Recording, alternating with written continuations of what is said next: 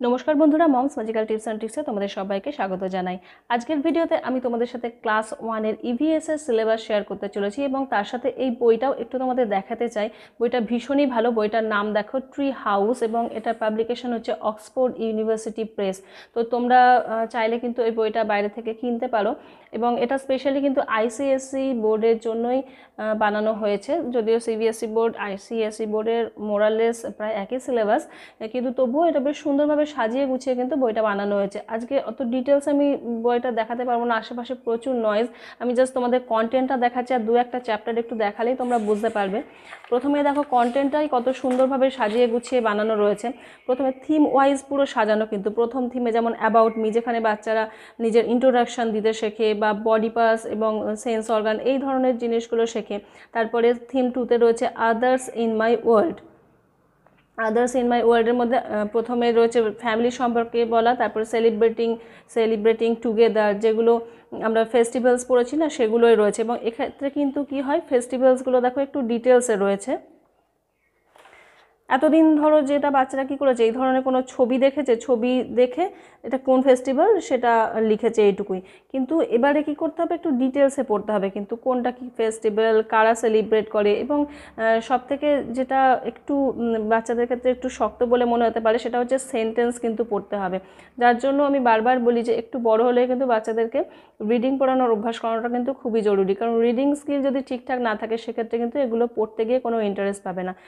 তো যাই হোক, এরপরে নেক্সট থিম যেটা দেখো, মাই নিডসের মধ্যে তো জানি আমরা খাদ্য, অন্ন, বাসস্থান যেটা রয়েছে, এই বেসিক নিডসগুলো তো রয়েছেই, তার সাথে ওয়াটার, এয়ার, এগুলোও রয়েছে। এগুলোও একদম ডিটেলসে কিন্তু খুব সুন্দরভাবে সাজিয়ে গুছিয়ে এই বইটাতে রয়েছে। আমি দু একটা চ্যাপ্টার একটু পরেই তোমাদেরকে দেখাচ্ছি।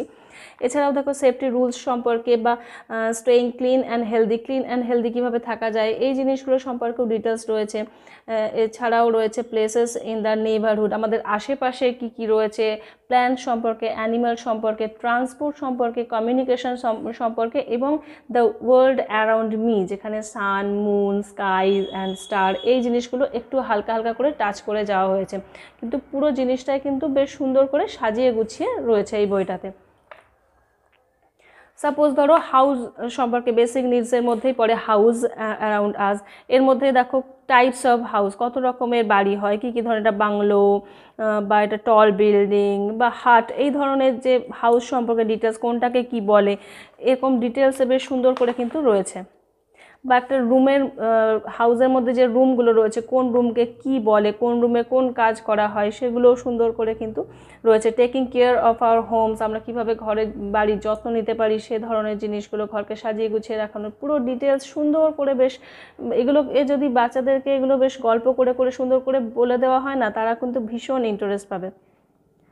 তো যার জন্য আমার এই বইটা কিন্তু ভীষণই ভালো লেগেছে, যার জন্য তোমাদেরকে আমি একটু চ্যাপ্টারগুলো জাস্ট একটু খুলে দেখাচ্ছি, কয়েকটা চ্যাপ্টার।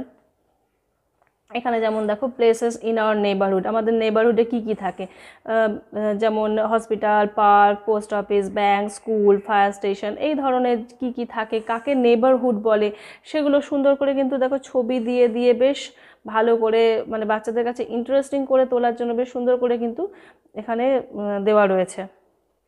তো প্রত্যেকটা চ্যাপ্টার যদি আমি আলাদা আলাদা করে দেখাতে যাই তাহলে ভিডিওটা তো অনেক বড় হবেই। আর সবথেকে সমস্যা যেটা হচ্ছে, এখানে আশেপাশে প্রচুর নয়েজ, মানে আমি টানা শুটই করতে পারছি না এটাকে। তো মোটামুটি আমি তোমাদেরকে দেখালাম বইটা চাইলে কিন্তু তোমরা বাইরে অনলাইনে বা বাইরের বইয়ের দোকান থেকে কিনতে পারো, ভীষণ ভালো। এই চ্যাপ্টারটাতে যেমন দেখো প্ল্যান্টস অ্যারাউন্ড আস, কি কি টাইপের প্ল্যান্টস হয়, প্ল্যান্ট পার্টসের মধ্যে কি কি আছে, রুট, স্টেম, ফ্রুটস, এই যে সুন্দর করে যে এই যে সাজিয়ে গুছিয়ে কালারফুল করে করা না, এগুলো দেখে বাচ্চারা অটোমেটিক্যালি পড়তে চাইবে। এবং এই বইগুলো পড়ানোর মাধ্যমে রিডিং স্কিলও বাড়ানো যাবে। তো এক কাজে কিন্তু অনেক কাজ হয়ে যাবে। তো তোমাদের মধ্যে যাদের বাচ্চারা হয়তো এখনও ক্লাস 1-এ ওঠেনি, নেক্সট ইয়ার ক্লাস 1-এ উঠবে, বা এই বছরের ক্লাস 1 চলছে, তারাও কিন্তু এই বইটা কিনতে পারো, ভীষণ ভালো। গরমের ছুটিতেও পড়াতে পারো, বা কেজিতে যারা পড়ছে, মানে ইউকেজিতে, তারাও কিন্তু অ্যাডভান্স প্রিপারেশনের জন্য কিন্তু এই বইগুলো ইউজ করতে পারো। তাহলে বন্ধুরা, আজকের ভিডিওটা আশা করছি তোমাদের কাছে কিছুটা হলেও হেল্পফুল হবে। এই টপিকগুলো সম্পর্কে যদি আরও ডিটেলসে তোমরা জানতে চাও তাহলে আমাকে প্লিজ কমেন্ট করে জানিও।